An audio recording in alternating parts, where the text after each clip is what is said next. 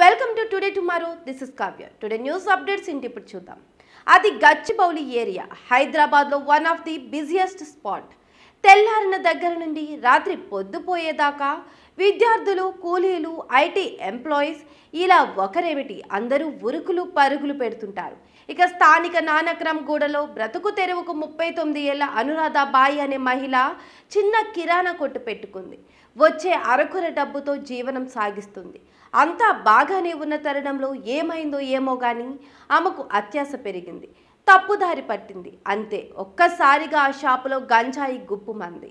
వివరాల్లోకి వెళ్తే గచ్చిబౌలిలోని నానక్రామగూడలో అక్రమంగా గంజాయిని విక్రయిస్తున్న అనురాధ బాయి అనే మహిళను అదుపులోకి తీసుకున్నారు మాదాపూర్ ఎస్ఓటి పోలీసులు.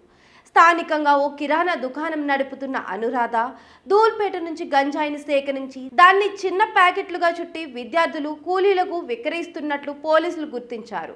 పక్కా సమాచారంతోనే ఎస్ఓటి పోలీసులు రైడ్ చేసి నిందితురాలి వద్ద నుంచి 300 గ్రాముల గంజాయి, 1200 నగదు, ఒక మొబైల్ ఫోన్ను స్వాధీనం చేసుకున్నారు.